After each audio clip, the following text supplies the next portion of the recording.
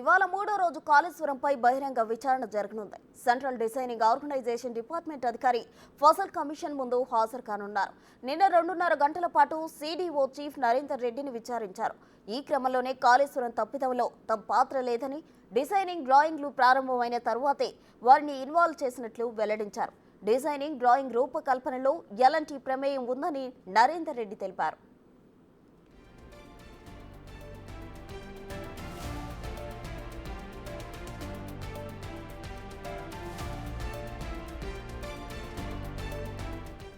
గత ముఖ్యమంత్రి, ఇరిగేషన్ మంత్రి, కాళేశ్వరం చీఫ్ ఇంజనీర్ ఒత్తిడి మేరకే డిజైనింగ్ డ్రాయింగ్ జరిగిందని నరేందర్ రెడ్డి కమిషన్ కు చెప్పినట్లు తెలుస్తోంది.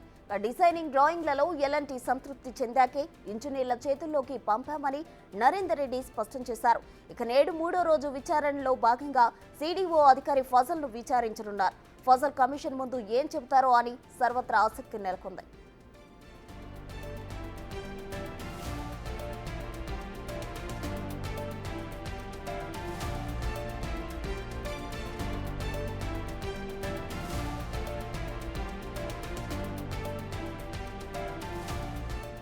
ఇవాళ మూడో రోజు కాళేశ్వరంపై బహిరంగ విచారణ జరగనుంది. సెంట్రల్ డిజైనింగ్ ఆర్గనైజేషన్ డిపార్ట్మెంట్ అధికారి ఫజల్ కమిషన్ ముందు హాజరు కానున్నారు. నిన్న 2.5 గంటల పాటు సిడిఓ చీఫ్ నరేందర్ రెడ్డిని విచారించారు. ఈ క్రమంలోనే కాళేశ్వరం తప్పిదంలో తమ పాత్ర లేదని, డిజైనింగ్ డ్రాయింగ్లు ప్రారంభమైన తరువాతే వారిని ఇన్వాల్వ్ చేసినట్లు వెల్లడించారు. డిజైనింగ్ డ్రాయింగ్ రూపకల్పనలో ఎలాంటి ప్రమేయం ఉందని నరేందర్ రెడ్డి చెప్పారు.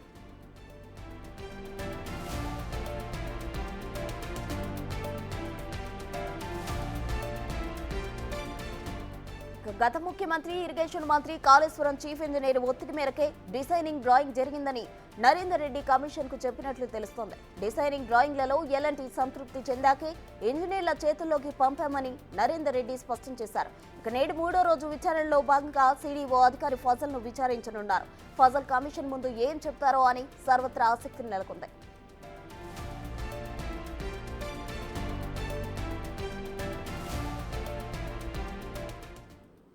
ఇక కాళేశ్వరంపై బహిరంగ విచారణ జరగనుంది ఈ రోజు. దీనికి సంబంధించి మరిన్ని వివరాలు మా ప్రతినిధి వెంకట్ లైవ్ లో అందించేందుకు సిద్ధంగా ఉన్నారు. వెంకట్, దీనికి సంబంధించిన తాజా సమాచారం ఏంటి? ప్రస్తుతం కాళేశ్వరం సంబంధించిన బహిరంగ విచారణలో భాగంగా ఇవాళ మూడో రోజు విచారణ కొనసాగుతుందని చెప్పుకోవచ్చు. దానికి సంబంధించి పూర్తి స్థాయిలో ఇవాళ ఒక్కొక్కరిని అధికారుని పిలిచి వివరణ తీసుకుంటున్నటువంటి నేపథ్యం అయితే స్పష్టంగా కనిపిస్తుంది. ఎందుకంటే కాళేశ్వరం ప్రాజెక్టుకు సంబంధించి డిజైనింగ్, డ్రాయింగ్కి సంబంధించి ప్రధానంగా అంశాలు ఈ అంశాలలో ఈ ఏదైతే కాళేశ్వరం డిజైనింగ్, డ్రాయింగ్ బట్టే కాళేశ్వరం నిర్మాణం చేపట్టడం జరిగింది. కాబట్టి మొదటి రోజు ఈఎన్సి మురళీధరరావు కమిషన్ ముందుకు హాజరయ్యారు. హాజరైన నేపథ్యంలో దాదాపు 10 పేజీల జవాబులు ఆయన కమిషన్కి అందించారు. అందులో ప్రధానంగా డిజైనింగ్, డ్రాయింగ్ ప్రకారమే కాళేశ్వరం నిర్మాణం జరిగింది అనేది ఈఎన్సి మురళీధరరావు చెప్తున్నటువంటి నేపథ్యం ఉంది. ఇక నిన్న వచ్చినటువంటి సిడిఓ, సెంట్రల్ డిజైనింగ్ ఆర్గనైజేషన్ సంబంధించి చీఫ్ ఎవరైతే ఉన్నారో ఈయన కాళేశ్వరం ముందుకు వచ్చారు. దాదాపు 14 పేజీల జవాబుల పత్రాన్ని కమిషన్ ముందు ఉంచారు. కమిషన్ పలు ప్రశ్నలకు 2 ప్రశ్నలు సంధించింది. ఆ సమాధానాలు దాదాపు 14 పేజీల సమాధానాలు కమిషన్ ముందు ఉంచారు. మొత్తం కూడా సిడిఓ, ఈఎన్సి మాత్రము సిడిఓల ప్రకారమే నిర్మాణం జరిగింది, డిజైనింగ్ ప్రకారం నిర్మాణం జరిగిందని ఈఎన్సీలు చెప్తారు. సిడిఓలు మాత్రము ఈఎన్సి చీఫ్తో పాటు గత ముఖ్యమంత్రి, గత ఇరిగేషన్ మినిస్టర్ చెప్పిన రూల్స్ ప్రకారమే డిజైనింగ్, డ్రాయింగ్ జరిగింది అనేది సిడిఓలు చెప్తారు. అంటే ఒకరి మీద ఒకరు నెట్టివేసుకుంటున్నటువంటి నేపథ్యం అయితే స్పష్టంగా కనిపిస్తుంది. డిజైనింగ్, డ్రాయింగ్ కాళేశ్వరం ప్రాజెక్టులకు సంబంధించి ఇదంతా అయిపోయిన తర్వాత సిడిఓ అధికారులను ఇన్వాల్వ్ చేసిండ్రు కాళేశ్వరం ప్రాజెక్టులో. అంతకుముందే ఈ డ్రాయింగ్ కావచ్చు, ఈ డిజైనింగ్ కావచ్చు ముందే జరిగింది. అందులో ఎవరి ప్రమేయం ఉంది? కేసీఆర్ ప్రమేయం ఉందా, లేదంటే ఎల్ఎన్టీ ప్రమేయం ఉందా? ఎందుకంటే సిడిఓలు చాలా స్పష్టంగా చెప్తున్నారు. ఇందులో సిడిఓతో పాటు ఎల్ఎన్టీ సంస్థ కూడా ఉంది డిజైనింగ్లో. వాళ్ళ ప్రమేయం, వాళ్ళ అభిష్టం మేరకే, వాళ్ళకు నచ్చిన తర్వాతనే ఈ నిర్మాణానికి సంబంధించిన డిజైన్, డ్రాయింగ్ ఇంజనీరింగ్ చేతిలోకి వెళ్ళింది అనేది సిడిఓలు కమిషన్ ముందు స్పష్టం చేసినటువంటి నేపథ్యం ఉంది. కాబట్టి ఇప్పుడు ఈ నిర్మాణానికి సంబంధించిన డిజైన్, డ్రాయింగ్కు తప్పుల తడక అనేది స్పష్టంగా అర్థమవుతుంది. సిడిఓలు ఇందులో ఇన్వాల్వ్ లేదు, ఎలాంటి ప్రమేయం లేదు. ఇదంతా గత ఈఎన్సీ చీఫ్ కావచ్చు, ఇరిగేషన్ మినిస్టర్ కావచ్చు, గత ముఖ్యమంత్రి కావచ్చు, వీళ్ళ ఒత్తిడి ప్రకారమే డిజైనింగ్ డ్రాయింగ్ సంబంధించిన దానిల మీద సంతకాలు చేయవలసి వచ్చింది. సిడబ్ల్యూసి కొన్ని చెక్ లిస్టుల మీద సంతకాలు పెట్టమని నాకు పంపించినా కూడా వారం రోజులు వాటిని నేను హోల్డులో పెట్టడం ద్వారా ఇరిగేషన్ మంత్రి గత ముఖ్యమంత్రి ఫోన్లు చేసి ఒత్తిడి పెట్టారు. ఒత్తిడి పెట్టిన తర్వాత వాటి మీద సంతకాలు పెట్టాల్సి వచ్చింది. తర్వాత ఈ సిడిఓ ఎల్ఎంటి ఇద్దరు కలిసి ఆ నిర్మాణం యొక్క డిజైన్ డ్రాయింగ్ గీసిన తర్వాతనే అవి ఇంజనీరింగ్ చేతులకు వెళ్ళాయి. ఎందుకంటే దాదాపు ఉదాహరణకి 200 గజాలు ఇంటిలో జాగాలో ఇల్లు కట్టుకోవడానికి డిజైనింగ్ చేయాలంటే ముందు ఆ ఇంటిని పరిశీలిస్తారు, అక్కడ ఆ భూమిని పరిశీలిస్తారు, ఆ సాయిల్ ఏ విధంగా ఉందని పరిశీలిస్తారు. పరిశీలించిన తర్వాత ఆ ఇంటికి డిజైను డ్రాయింగ్ గీసి ఇస్తారు. కానీ ఇక్కడ అంత పెద్ద భారీ ప్రాజెక్టు నిర్మాణం జరుగుతుంటే కనీసం అక్కడ ఉన్నటువంటి ల్యాండ్ కావచ్చు, అక్కడ ఉన్నటువంటి సాయిల్ కావచ్చు, అక్కడ అంటే భూమి ఏ స్థాయిలో ఉంటుంది, అంత పెద్ద భారీ ప్రాజెక్టు నిర్మిస్తే ఉంటుందా కూలిపోతుందా అనేది తెలియకుండానే అక్కడ డిజైనింగ్ జరిగింది, డ్రాయింగ్ జరిగింది, మిగతా అంశాలన్నీ కూడా ముందుకు వెళ్ళిపోయినటువంటి నేపథ్యం. ఎవరికి ఎవరు తెలియకుండానే ఇదంతా కూడా జరిగిపోయింది.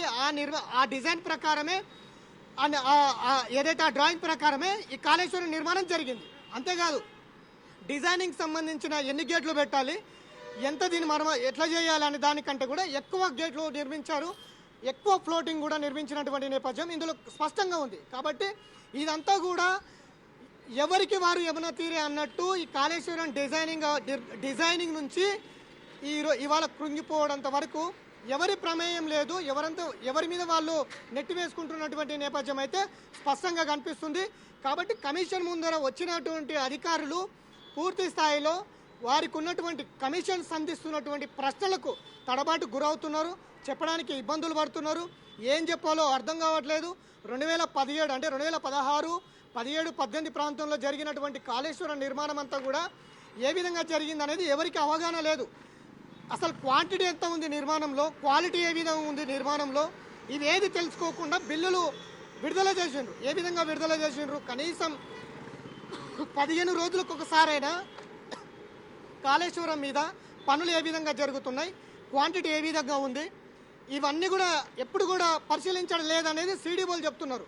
ఈ మధ్యకాలంలో మేడిగడ్డలో 7వ నెంబర్ గేట్ కృంగిపోయినప్పుడు సిడిఓ అధికారులు అక్కడికి వెళ్ళి ఏ విధంగా ఉంది ఈ గేటు, ఎందుకు కృంగిపోయింది, ఒకసారి ఓపెన్ చేయండి అంటే కూడా అధికారులు ఓపెన్ చేయడానికి ముందుకు రాలేదు.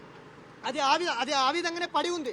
ఇప్పటివరకు దాన్ని ఏ విధంగా దాన్ని మరమ్మతులు చేశారు అనేది కూడా స్పష్టంగా లేదనేది సిడిఓలు కమిషన్ ముందు చెప్పినటువంటి నేపథ్యం ఉంది. ఎందుకు గేట్ ఓపెన్ చేయట్లేదు, ఎన్నిసార్లు వెళ్ళినా కూడా దాన్ని తెరవడానికి ఎందుకు ఇబ్బంది పడ్డారు అంటే అక్కడ తప్పుదాలు జరిగాయి. ఎవరికి వారు ఇన్వాల్వ్ లేకుండా పెద్దలు, గత ప్రభుత్వంలో ఉన్నటువంటి ఈఎన్సీ చీఫ్లు వీళ్ళందరూ ఒత్తిడి ప్రకారమే కాళేశ్వరం నిర్మాణం జరిగింది. రాత్రి పగులు ఫ్లడ్ లైట్లు వేసుకొని నిర్మాణం చేపట్టారు. ఆ ఇసుక ప్రాంతంలో లక్షల కోట్లు ఖర్చు పెట్టి చాలా స్పీడ్గా వేగంగా ఈ నిర్మాణాన్ని నిర్మించారు. ఇవాళ కుంగిపోవడానికి కారణమయ్యింది. పెద్ద హోల్స్ పడినా కూడా అధికారులకు చాలాసార్లు చెప్పినప్పటికీ విన్నవించుకోలేదు. ఇట్లాంటి ప్రతి అంశం క్షుణ్ణంగా సిడిఓలు కమిషన్ ముందు ఉంచినటువంటి నేపథ్యం ఉంది. కాబట్టి ఇవాళ మరొక అధికారి, సిడిఓ అధికారి ఫజల్ రాబోతున్నారు. కమిషన్ అడిగే ప్రశ్నలకు ఏం సమాధానం చెప్పబోతున్నారు అనేది ఆసక్తిగా ఉంది. ఇట్లా ఓవరాల్గా మొదటి రోజు ఈఎన్సీ మురళీధర్రావు, నిన్న సిడిఓ నరేందర్ రెడ్డి, ఇవాళ ఫజల్, ఇట్లా ప్రతి ఒక్కరిని రోజుకొకరిని చొప్పున అధికారులను పిలిపించి క్రాస్ ఎగ్జామినేషన్ చేస్తున్నారు. ఎవిడెన్స్ను సిద్ధం చేస్తున్నటువంటి నేపథ్యం అయితే స్పష్టంగా కనిపిస్తుంది. ప్రసూన. Thank you Venkat.